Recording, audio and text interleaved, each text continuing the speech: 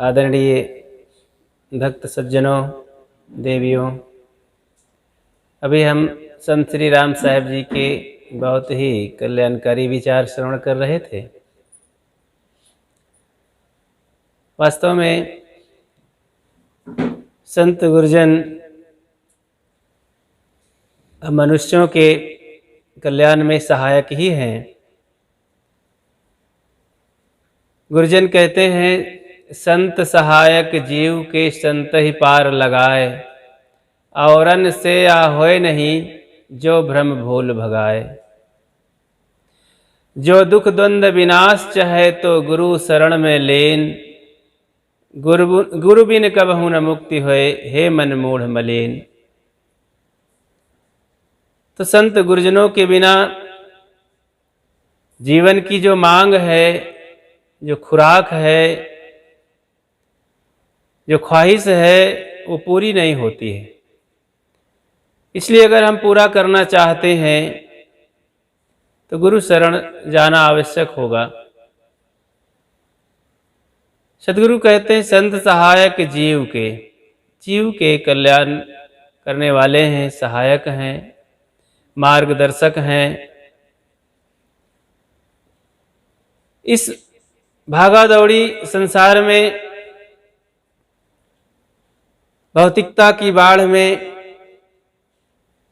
अभी संतों का विचार भाव लोगों के दिल दिमाग में नहीं बैठता,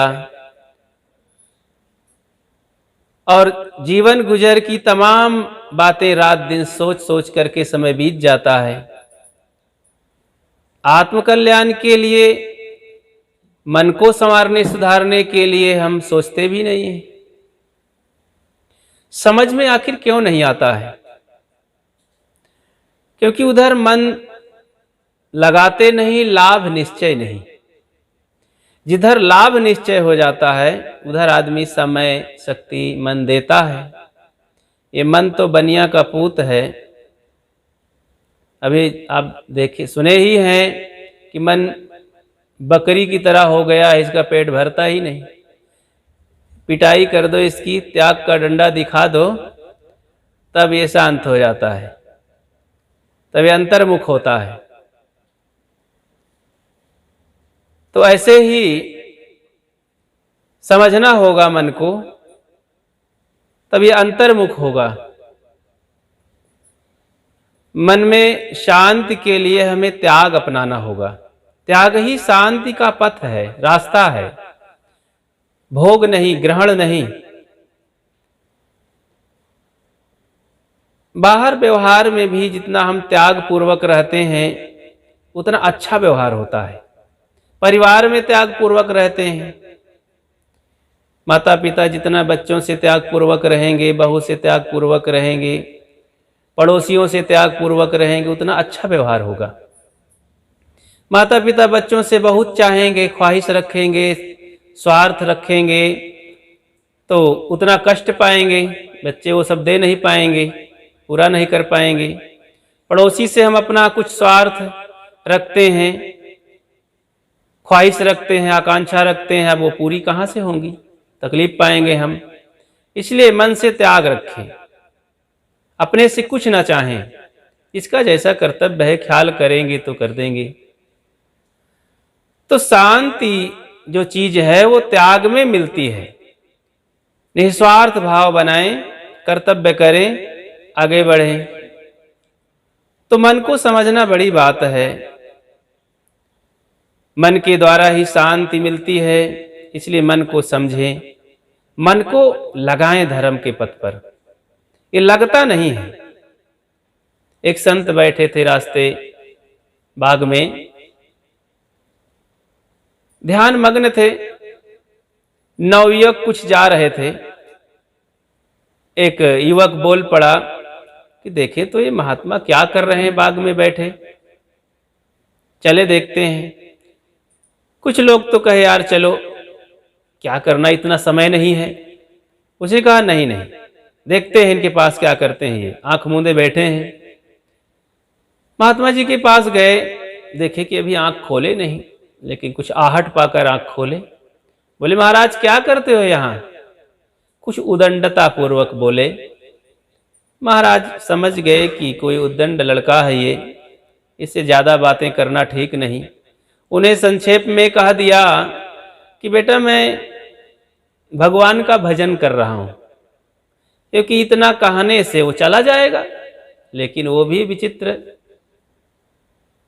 तर्क कर दिया कि अच्छा महाराज भगवान का दर्शन करते हैं, आप देख लिए भगवान का? बोले हाँ मैं तो दर्शन कर रहा था, भजन कर रहा था। तो क्या आप मुझे दर्शन कराएंगे भगवान का? अब एक तर्क ठोक दिया। बोले मैं इससे अब कितना बात करूं? बोले हाँ दर्शन करा दूंगा, लेकिन आज नहीं, कल। कल से बात कल पहुंचती रहती है आगे, कुछ होता नहीं, तो सोचा शायद टल जाए कल कहने से। लड़का भी सोच लिया कि चलो फिर कल देखते हैं। ठीक है महाराज मैं कल आऊंगा भगवान का दर्शन करने। बोले ठीक है। उस समय से दूसरे दिन सुबह ही पहुंचा। बोले महाराज मैं आ गया, मुझे भगवान का दर्शन कराओ। महात्मा सोचे ये तो गजब है, ये तो पीछा कर लिया मेरा। अब इसको भगवान का दर्शन कोई वस्तु है, कोई छड़ी है कि मैं उसे दे दूं हाथ में? तो फिर एक दांव लगाया महाराज जी। बोले आज नहीं भगवान का दर्शन होगा, कल भगवान का दर्शन होगा। तो थोड़ा क्रोध आया युवक को और वापस चला गया। महाराज जी अपना साधन भजन में लग गए। फिर तीसरा दिन समय आया, वो आ गया। फिर बोले महाराज भगवान का दर्शन कराओ। बोले आज भगवान का दर्शन नहीं होगा। लड़का थोड़ा नाराज था ही, डंडा लेकर आया था। बोले भगवान का दर्शन कराना है महाराज जी की, मुझे तुम बेवकूफ बना रहे हो।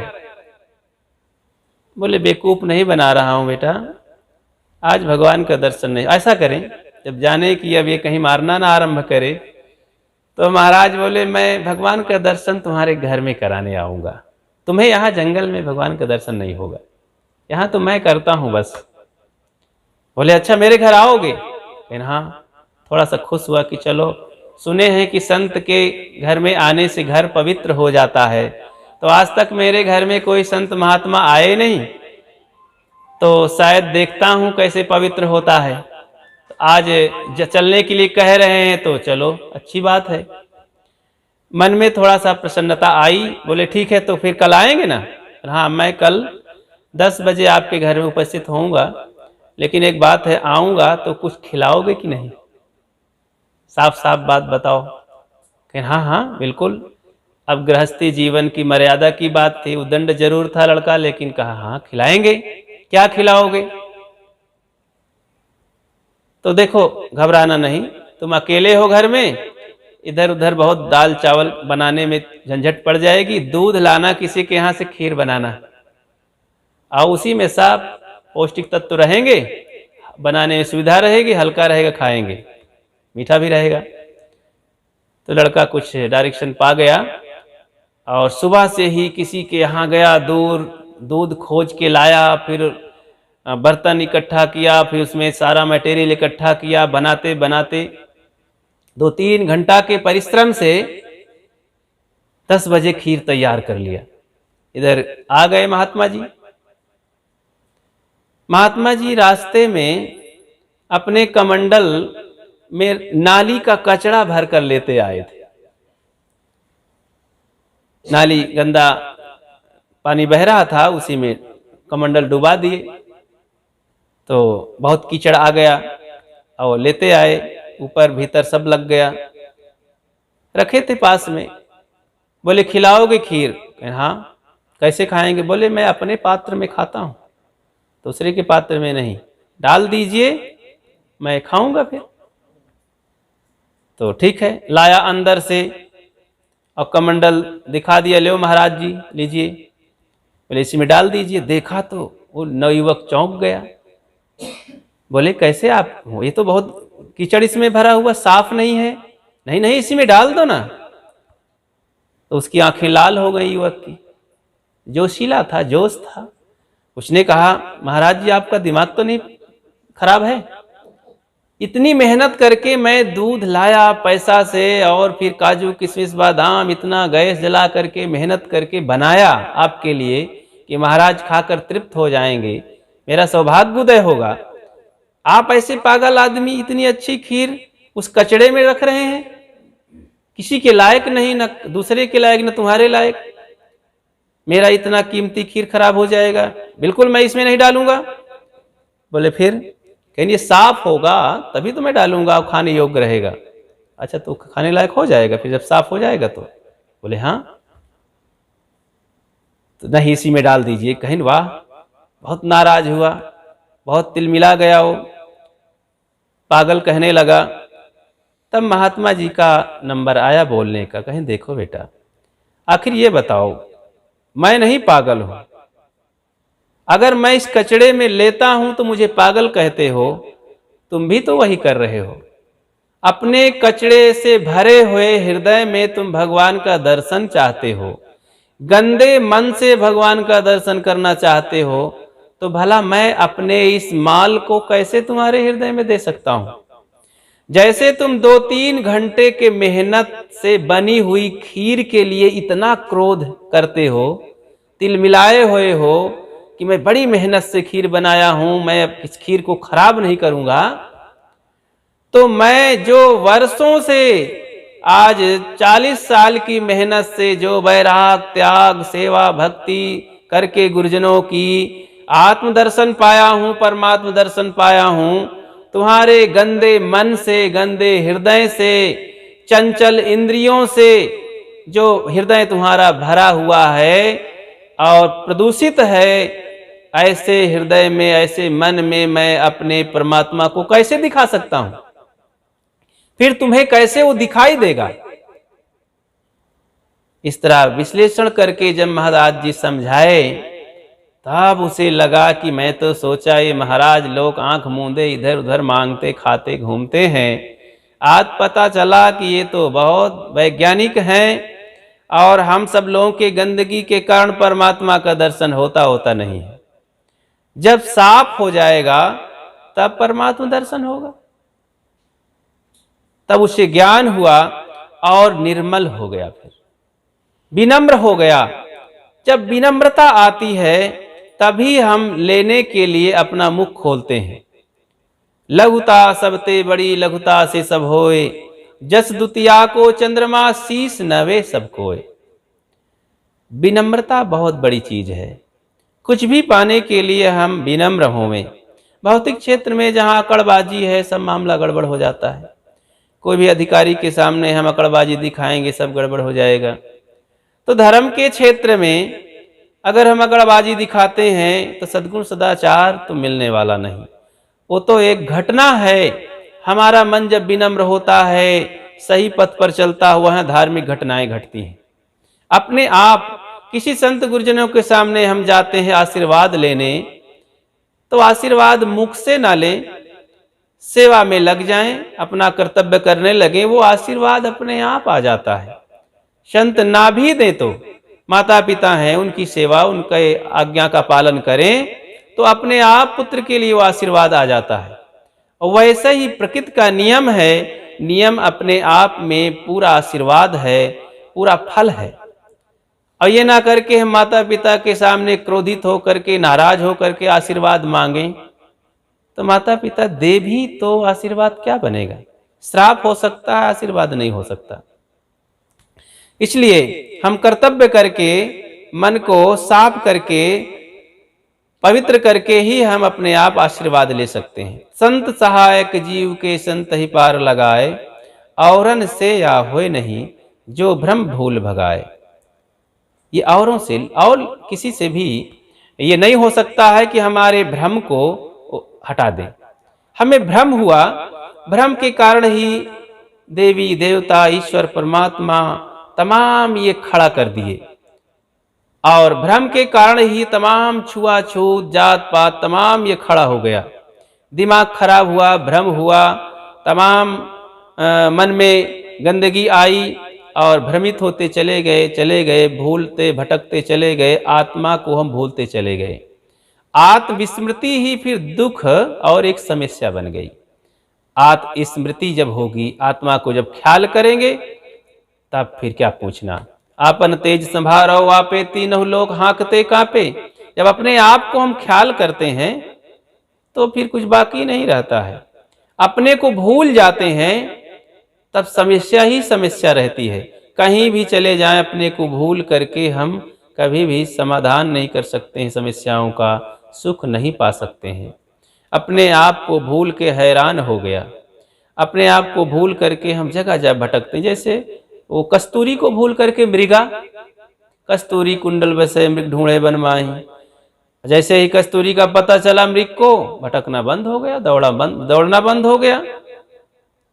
तो अपने आप को जाने, जैसे एक उदाहरण से समझें कि अपने को भूल करके कैसे ये जीव परेशान है। जैसे एक सिंह था, संध्या किसे कहते हैं, देखो अभी कुछ देर पहले संध्या थी, अब धीरे धीरे रात हो रही है।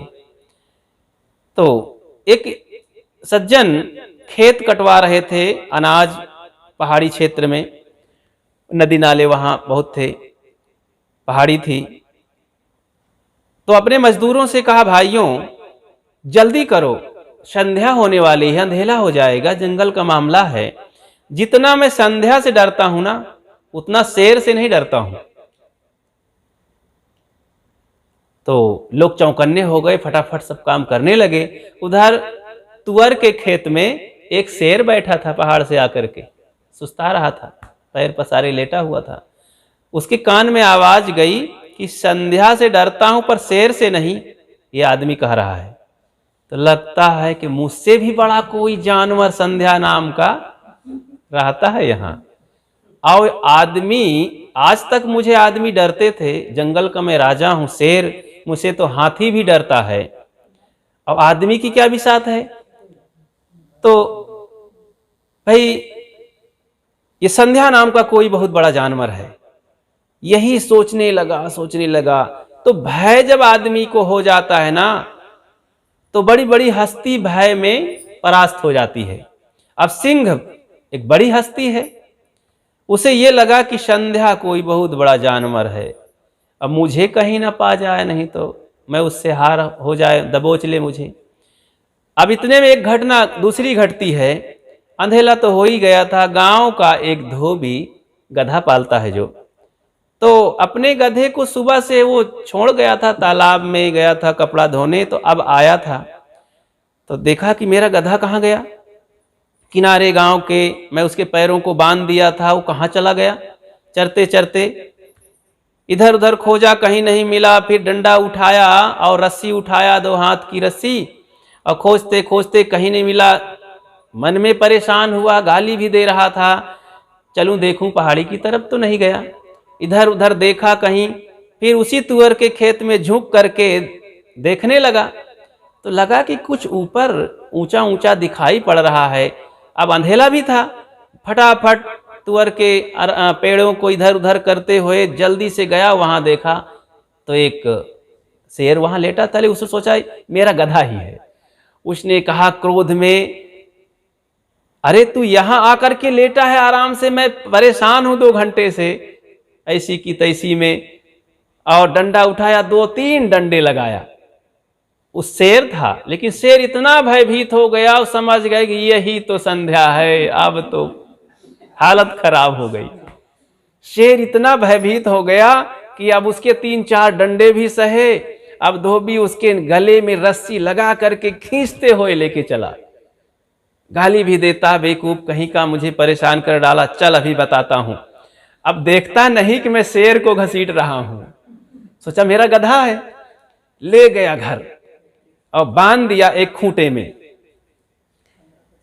जैसे खूंटे में बांध दिया और गया, सो गया। फिर सुबह 4 बजे उठा, कपड़े की लादी, 40 किलो की लाद दिया पीठ पर, जो गीला कपड़ा था, और 2 डंडे लगाया पीछे शेर को, और कहा चल तालाब के किनारे। तालाब के पास ले गया, कपड़े गिरा दिया, अब वहीं पर पैर बांध दिया, घास तालाब के किनारे थी, तो ले यहीं पर चर। अब कपड़ा धोने में लग गया। 1 घंटे के बाद प्रकाश हुआ, 6 बजे। तो पहाड़ से एक सिंह देखा कि मेरी जात बिरादर का ये शेर वहां पर क्यों खड़ा है तालाब के किनारे। वहीं पर एक आदमी जो हमारा आहार है, खाद्य सामग्री है, वहीं पर कपड़ा धो रहा है आदमी, और शेर वहीं चुपचाप खड़ा है गर्दन झुकाए। मामला क्या है? उसे आश्चर्य लगा, जंगल का शेर वहां क्यों खड़ा है। आया और तुरंत उसकी गर्दन पकड़ा, यह क्या कर रहा है तू? तो संकेत करता है, शांत रहो, चुप रहो, भागते यहां से, भाग जल्दी से। बोले क्या हुआ? कहीं अरे देखता नहीं है, ये संध्या जबरदस्त है, डंडे डंडे मेरे को तो हालत खराब कर दिया, और तू यहां से भाग जल्दी से। तब जंगल का शेर समझने कहने लगा कि अरे तू, ये तो आदमी है, इसे तो हम फाड़ के खा सकते हैं अभी 2 मिनट में, तू क्या कर रहा है? बोले ये संध्या है, मेरी हालत खराब कर दिया। बोले अरे संध्या नाम की कोई जानवर, कोई प्राणी नहीं होता है, तू क्या बक रहा है? देख अच्छा मैं तमाशा दिखाता हूं। इतने में जोर से दहाड़ा जंगल का शेर। अरे वो कपड़ा धोने वाला आदमी तो मुंह के बल पानी में गिर गया और उठा, तेजी से गांव की ओर भागा। कहा देख वो संध्या को भागा जा रहा है। तू बेवकूफ, अपने आप को तू जंगल का राजा शेर है और तू यहाँ पर गधा बन गया। तब उसे लगा कि वो बहुत बड़ी भूल हुई, मुझे भ्रम हो गया कि संध्या नाम का कोई जानवर होता है और ये मार डालेगा, मुझसे भी बड़ा है।